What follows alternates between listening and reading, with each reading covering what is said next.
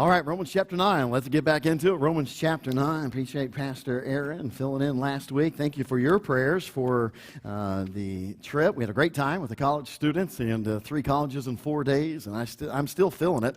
I think a lot different when I was a youth pastor going on those kind of trips. I recovered much quicker. I'm still feeling it. But we had a great time, and you continue to pray for our teenagers. The Lord guide and direct them. I think the Lord really did some work in their hearts and direction and guidance in their lives, and so thankful for that. Appreciate your prayers. One other announcement I forgot to make mention of. Miss Eileen Doring is doing a Bible club. I believe it's at Mayville, if I'm not mistaken, but she's doing a Bible club, and she needs some help with that. It's Monday and Tuesday afternoons. She needs someone to help out and then kind of get trained, and then after that, just ever so often to help her, maybe even sub for one of the ladies that helps and things like that. So if you might be interested in that, if you can see Miss Eileen Doring, we have some of these opportunities to get into Bible clubs and public schools. I don't know how much longer we'll have those kind of opportunities, and so this is one of those. So if you can help out, that would be fantastic. If you can see Miss Eileen Doring, that would be great, or contact her, that'd be wonderful. All right, Romans chapter number 9, we have some extra outlines, and Brother Ron is going to make his way down the middle aisle. If you need an outline, I encourage you to get his attention. Follow along with us as we delve back into a tremendous passage dealing with the sovereign choice of God. Romans chapter 9, let's go ahead and read. You get his attention if you need one. Let's look up at verse number 6. Let's read down through verse number 12. Here's where we've covered thus far. Verse 6, not as though the word of God hath taken none effect, for they are not all Israel which are of Israel, neither because they are the seed of Abraham are they all children. But in Isaac shall thy seed be called. That is, they which are the children of the flesh, these are not the children of God, but the children of the promise, are counted for the seed. For this is the word of promise. At this time will I come, and Sarah shall have a son. And not only this, but when Rebekah also had conceived by one, even by her father Isaac.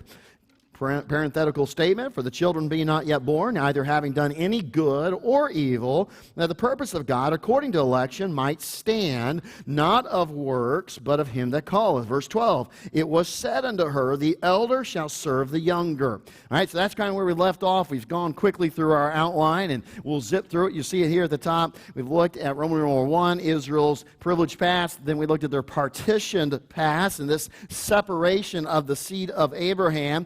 Those verses we just read, verse 6 and following, dealt with parentage versus promise, or promise versus parentage, as we've already studied. And we made these observations as we got down to the predestined salvation versus privileged service. And we've come to understand just a couple of weeks ago, so crucial to understanding the text and honestly the entirety of the book of Romans and the doctrine of salvation, soteriology, is the fact that it's not talking about predestined salvation. Nowhere are we told that God has applied the same principle of election in salvation or to salvation as he does in the election to service and choosing us to do something, to serve in one way or the other. And we came to understand this passage is very much about that. We'll see if it even expound upon that this evening in some verses that we look at. We also made this observation, and this is where we get into verse 12, or verse 11 into 12 too. The fact is this, that God chooses whom he will, when he will, for what he will. That's God's sovereign choice. A sovereign choice is one that no one else has the right to challenge, question, or to bring any doubt against. It's his choice. He doesn't have to have permission from anybody, and he can make a sovereign choice. And in that choice, he chooses whom he will, when he will, for what he will. Then we've made this statement, there is no good or evil he uses as the information upon which to make the statement. And we'll, again, develop that a little bit. So what we come to understand is this, as we now delve into the next few verses. The fact is we don't control, in the area of service, we don't control which talents we receive.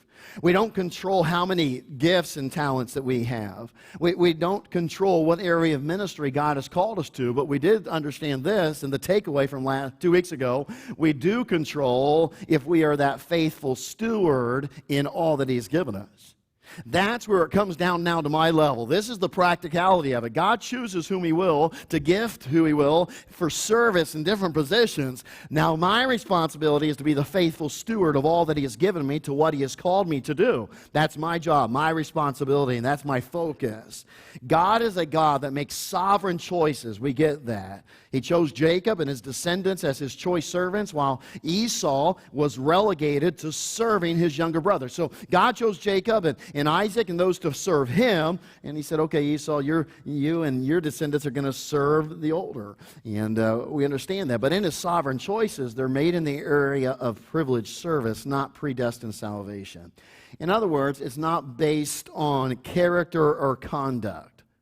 So verse 11 establishes that for the children being not yet born, neither having done any good or evil. So it's not conduct, it's not character, that the purpose of God, according to his sovereign choice, election, might stand, not of works, but of him that calleth. So who puts the difference between an Esau and a Jacob, and who puts the difference in these and so forth? It's God. It's the one who called, the one who makes the sovereign choice. That is God. So who makes the difference between a choir member and a Sunday school teacher? Who makes the difference between a deacon and a pastor? It's God who chooses. It's God who makes that choice in his sovereign will and guidance and direction. And so we get that. So the question is this. Then, okay, if that's the case, then God must have hated Esau and Ishmael before they were even born. I mean, that's just reasoning, because obviously, boy, it says that. Look at verse number 13. As it is written, Jacob have I loved, but Esau have I hated. Well, there it is. God hates Esau. Okay? And if you'd like to fight with your sibling, you can point that out that, hey, God must hate you. Yeah, now look, he made you the way. No, just kidding. Don't say that. Okay? No, but that's what they're saying. Reading the verse, that's what it said. God hated Esau. That would be something hard to reconcile, wouldn't it? If we said that God hated Esau before he was even born. I mean, God looked at Esau as he was just in the womb. He said, listen, Esau, I hate you. I disdain you. I abhor you. I'm vehement against you. Now, we kind of recoil at that, don't we? That thought that God would look at a baby in a womb and say, I hate you. And yet, some in their interpretation of this passage almost want us to think that. That God would look at somebody in the womb and say, okay, now I'm going to send you to hell. And I mean, I don't know about you, but humans have adopted a statement of telling someone to go to hell when they hate somebody, haven't they? When they're angry, they're mad, and they'll look at somebody and say it outright as like a curse upon them. When they're mad, they're angry, they're full of hate, they'll say something like that. Why? Because we deduce that if someone sent someone to hell, man, they must be full of hate, huh? So some would look at this passage and say, look, see, God chooses who he wants for salvation. We get it. It's not about salvation. It's about service. But we also understand this, because when we look at this passage and when we look at Old Testament passage, it is not saying that God hates Esau like we think in terms of hate. What do we know about the character of God? Well, in the latter part of the New Testament, we are told that God is love. John chapter 3, verse 16, for God so loved who? The world, all sinners. For God so loved the world. See, he does not say, the scriptures do not establish in any shape or form that God hates babies before they're even born, that he abhors them one way or the other. But we know human parents like that, don't we? I've had friends or acquaintances who they've looked at me and shared their past and something, and they said, you know what, my parents didn't really love me. In fact, my father, he wished I was a boy, but when I came out a girl, he just never really wanted to have any relation. Isn't that sad? But that's true, isn't it? We've heard of things like that, or vice versa, whatever the case. I've heard of parents telling their kids, I just don't love you, man. I wish you weren't born because you're nothing but a burden to me. You're nothing but a restriction and everything on me, and you make life so difficult. And we know human parents like that. We understand that they're out there, but that is not what God is like. Your Abba Father is in no way, shape, or form anything like that. When we read this verse, sometimes we look at it from a human perspective. What we know of hate. Boy, we know about hate crimes today, don't we? We know of things being classified as hate and rooted and grounded in hate. Do not be mistaken as we read even in the King James here, where it says that he hated Esau. We understand that this is not in the definition or the terms as we define it today. It's not God's character. So what are we talking about here? Well, you see it in your outline here, letter C. This passage is about a sovereign preference versus supreme abhorrence. See, as supreme, God is not abhorring someone. He's not showing great hatred for someone. That's not at all what he's talking about here. He is literally talking about preference as it applies even to this passage, and certainly Isaac being preferred above Ishmael for privilege. Even the idea, too, of the fact that Jacob was preferred over Esau to be part of the lineage of the promise of privilege. But Pastor Henry, doesn't the passage say hate here? Well, it sure does. But don't we know what the Scriptures, how they use the term hate? Well, we do. We ought to. The Scriptures make it very clear. Often God uses the term hate as it is. And again, we'd have to dig into the Greek a little bit more, into the original languages. We'd have to understand that these words are translated, and sometimes they're limited by the English word that the translators used. And so it is. We know that he uses it to express and enhance his description about preference, that is, his preferring of someone over someone else. So it's a matter of preference. For instance, one of the great examples of that is found in Luke chapter 16. For sake of time, I'll just throw it up here. In Luke chapter 16, verse 13, no servant can serve two masters, for either he will hate the one and love the other, or else he will hold to the one and despise the other. Ye cannot serve God and mammon. Now listen, this is a great verse to help us to understand. Nowhere, even the most novice Bible student or scholar would be able to look at this verse and say, listen, when we see the word hate here, he's not speaking of literally hating masters like we think of hate today. That's really not what the verse is teaching at all. It's talking about preferring one another, and to drive it home, what does Christ say at the end of the verse? No man can serve. In fact, he says it both at the beginning and the end. No man can serve two masters. It's a matter of preference. It's a matter of saying, okay, you can't just say serve equally, prefer both of them. No. Something's going to get the priority in your life. Something is going to have first place in how you live your life. Something will get the preference. Something will be preferred. In other words, we'd say this: you can only preferentially serve God, or you can preferentially serve mammon, money, but not both. You must make a choice of preference.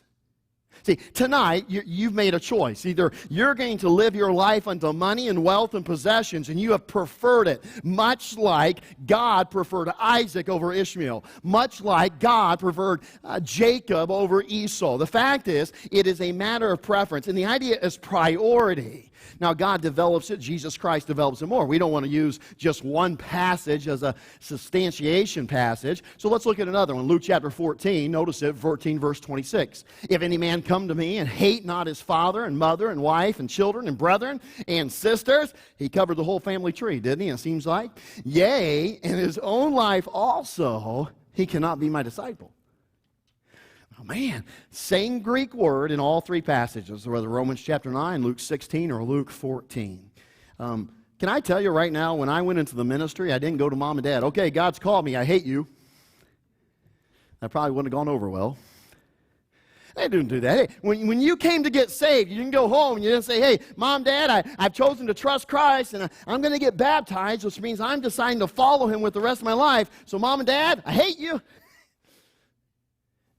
Some of your parents might say, good, get out. We've been wanting that room. No, we didn't say that. I hate it. We understand that. What's it on? Preference, right? Preference. We're giving priority. We're giving first place to God over them. Think of it in this sense. It doesn't mean that I don't love them. It doesn't mean that you don't love your family, that you abhor them. It doesn't mean that they're not important to you. It doesn't mean anything like of how we define the term, the English term hate today in a very confined, limited sense. What it's simply saying is priority-wise, preference-wise. Now let me ask you this. Do you think Esau, looking at Jacob and all the blessings in the years to come, don't you think Esau would have been tempted to say, man, God must hate me? Looking at that preference. I mean, just looking at the preference. That God certainly preferred Jacob and his descendants and so forth. And really, we'll see that in a moment here. That's where we have to be careful. Now, think of it this way, and I think this is so good. One of my favorite preachers, Adrian Rogers, in explaining the text, he's talking about his wife, Joyce. And he made this statement. He said this about her. He goes, do you think because I gave my heart to Jesus Christ, I hate the girl named Joyce? That's his wife. I love her all the more. She knows that she gets far more love out of me being second in my life than she'd never get being first, because Jesus Christ is first. It's a great statement, isn't it? I mean, he gets it. That's what he's saying. He's saying, listen, when we come to this passage, you think, wow, you put somebody ahead of your wife? You put somebody ahead of your husband? Wow, yeah, I put Jesus Christ. But boy, your wife and your husband ought to know, or your husband ought to know, that they have it much better off because Jesus Christ is first. But it's this kind of preferential we're talking about. That's what the word in the Greek certainly means in each of these passages. It is a preference, given preference to that person. We understand that God is not saying he hates Esau.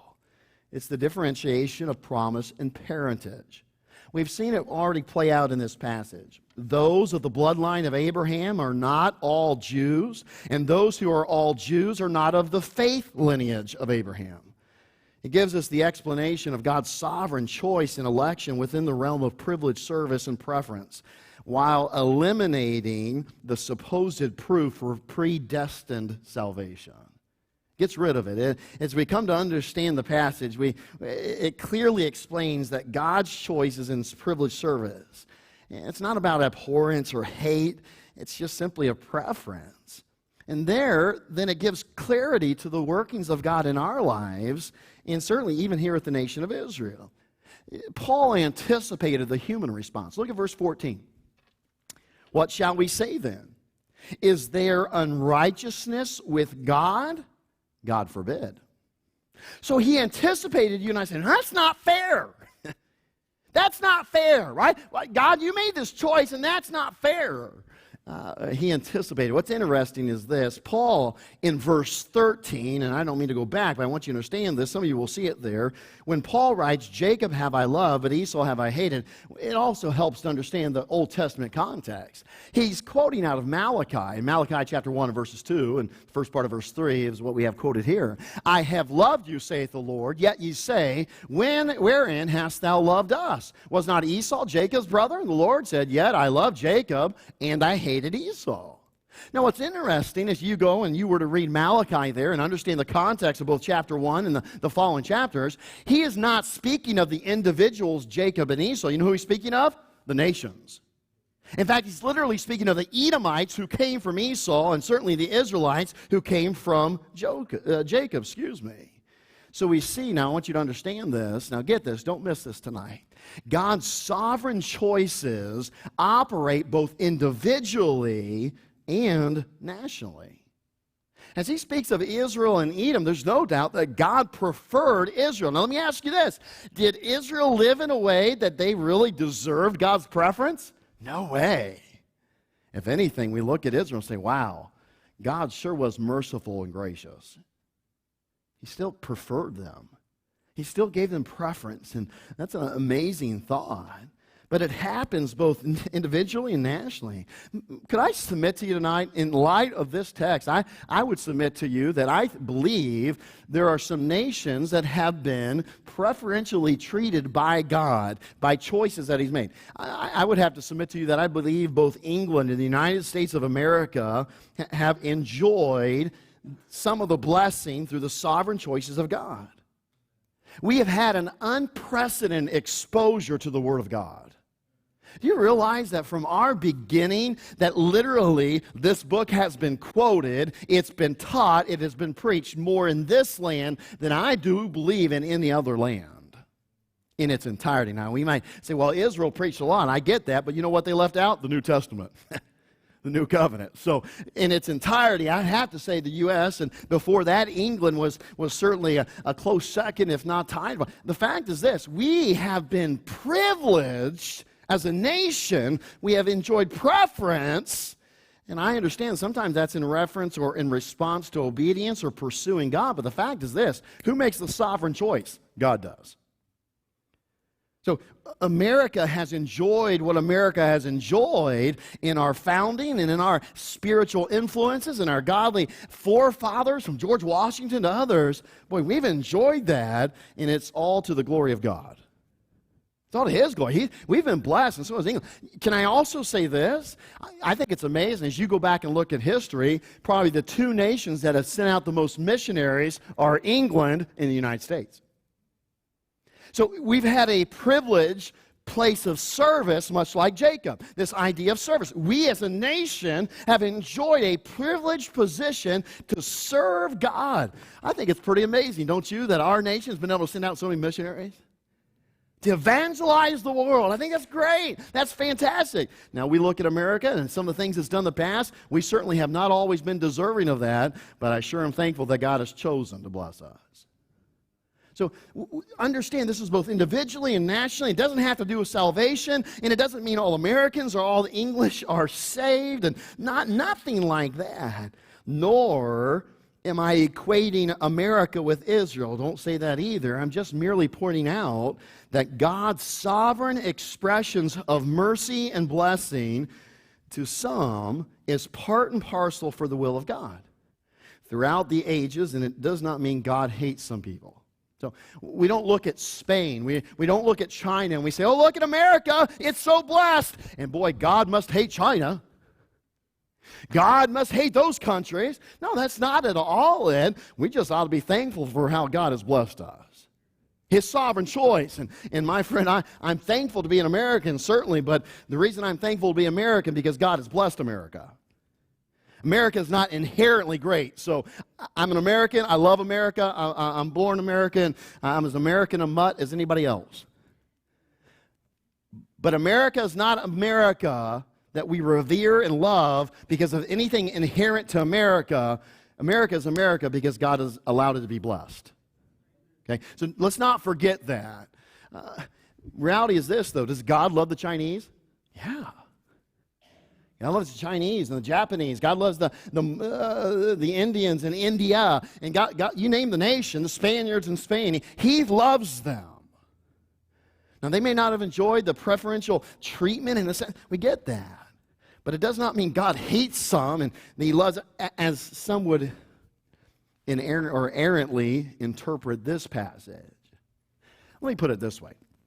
How many of you have DTE as your electric? Anybody in here? Okay, good. Several. Good. Fantastic. Okay. Mickey does back there, so I'll pick on Mickey. Okay. Let's say Mickey had, during praise time, not only Mel's good answer to surgery, anything going well, but he also said, you know what? The funny thing happened to me. He said, we were behind a month of paying a bill. We missed the bill. DTE called, and they said, listen, hey, you haven't paid this month's bill, so don't worry about it. We're going to take care of it. In fact, we're going to take care of the next 11 months bill for you. So you don't have to pay anything, any more electric or anything like that. And he gave that praise, and we'd be like, amen. And then on the inside of us, we're like, man, I have DTE. I didn't get that phone call. And we started like, man, I'm all happy for him and everything, but DTE didn't call me. Why didn't I get that? And then maybe we take it a step farther, and tonight or tomorrow morning we call, hey, DTE. There's this guy named Mickey McDowell. He said he got you guys back. Is there any way that I can get in on this? And come to find out, it's only for Mickey McDowell. Now listen to me. What is human nature's response to that? That's not fair. Why does he get that? Because I chose to use him as an illustration. And we all know DTE is never going to do that. But anyway. Yeah. So, hey, now think about it. Isn't that our normal response? Isn't it, hey, why is that? And then what happens? What do we do? Well, that's just like DTE. They can't do anything right. Yeah, DTE, I tell you, they're just a joke of a company. And we start being derogatory about DTE. We attack their character because they were nice to someone else. And you say, hey, I wouldn't do that. Yeah, you may not do, but you were tempted. You were tempted. You see, that's exactly what Paul anticipates in verse 14. He says, listen, does this make God unrighteous? Because he prefers some, and he chooses some for a place of privilege and of service, and yet others are, he does not. Does that make God unrighteous? Literally, is DTE unrighteous because they were a blessing to Mickey, but not you and me? They pay his and they raise ours. Woohoo! Does that make DTE unrighteous because of their expression of showing grace and mercy in one circumstance?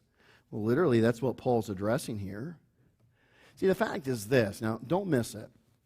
If God handed out blessings, privileged position for service even, or even salvation for that matter, based upon righteousness, then nobody could serve him. Nobody would be saved if salvation were based upon that. See, the sovereign choice of God is a vehicle, and we see it here in the next statement, of God's amazing grace and mercy. It's not about his unrighteousness. It is about the wonderful mercy and grace of God. See, God shows it to whom he chooses to show it, the object of his choosing. Paul's making the point that there's no person who has the right to question God about his choices or to say that he is unrighteous.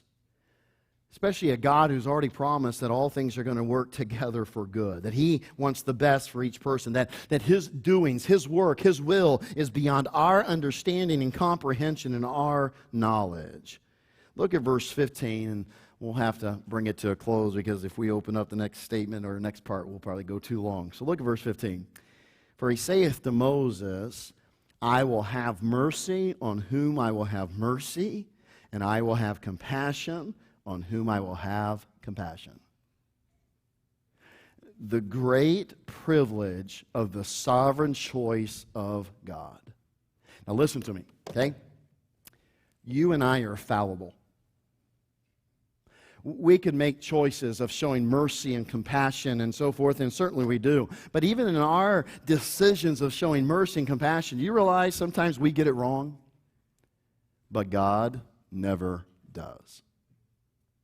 What God does right. All the time. And it is for you and I to be faithful stewards of what he gives us, but also in turn, the call upon us is to do what?